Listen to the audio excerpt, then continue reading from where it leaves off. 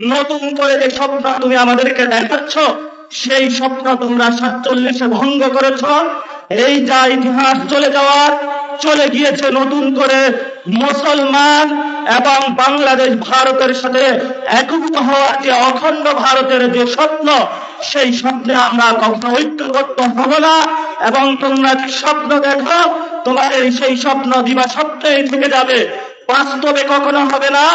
ভারতের 160 কোটির সাথে বাংলাদেশের 20 কোটি যোগ করে দিয়েছে। 32 থেকে 35 কোটি জনতারও আমরা দায়িত্ব নিতে সক্ষম এবং আমরা দায়িত্ব নিতে চাই। সীমান্তের কাঁটাতারে ওইখানে আমাদের অসংখ্য ভাই বন্ধুরা নিজেদের নিরাপত্তা নিয়ে উদ্বিগ্ন হয়েছে যে কখন ভারত থেকে একটি খুনি সন্ত্রাসী গোষ্ঠী এসে তাদের বোন, বাচ্চা, প্রিয় সন্তানকে যে কোনো সময় খুন করে চলে যেতে পারে। ইতিমধ্যে বিভিন্ন জায়গায় বক্তব্য হয়েছে। আমাদের যিনি ভারতের কমিশনার থেকে শুরু করে বাংলাদেশের রাষ্ট্রদূত হিসাবে এসেছেন, উনি বলেছেন ভারতের 160 কোটির সাথে বাংলাদেশের 20 কোটি যোগ করে দিয়েছেন। আমরা তাদের উদ্দেশ্যে বলতে চাই, বাংলাদেশের 18 থেকে 20 কোটি জনতা, পশ্চিমবঙ্গের 10 থেকে 12 কোটি জনতা, আসামের 1.5 থেকে 2 কোটি জনতা, তেমনি ভাবে মণিপুর থেকে এই বাংলা ভূখণ্ডের বদ্বীপে যত অঞ্চল রয়েছে সেখানের জনসংখ্যাকে যদি আমরা হিসাব করি, 32 থেকে 35 কোটি জনতারও আমরা দায়িত্ব নিতে সক্ষম এবং আমরা দায়িত্ব নিতে চাই।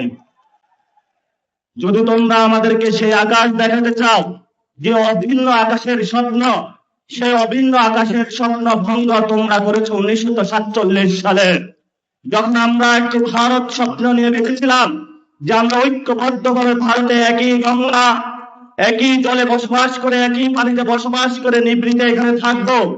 তোমরা সেইখানে মুসলিম কার্ড খেলে আমাদের উপরে নিপীড়নের, নির্যাতনের শৃঙ্খলা চালিয়েছিল।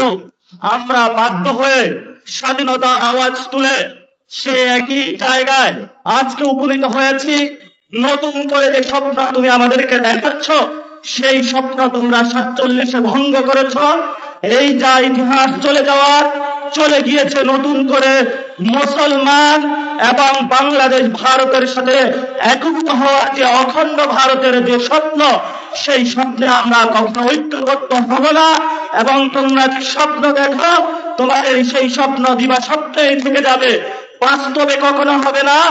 যদি বাস্তবে হওয়া সম্ভব, যেটা আমাদেরকে ভাসানী বলে গিয়েছিলেন, পশ্চিমবঙ্গ আমার, আসামও আমার, মণিপুরও আমার, এই বদ্বীপ পুরোটাই হলো আমাদের।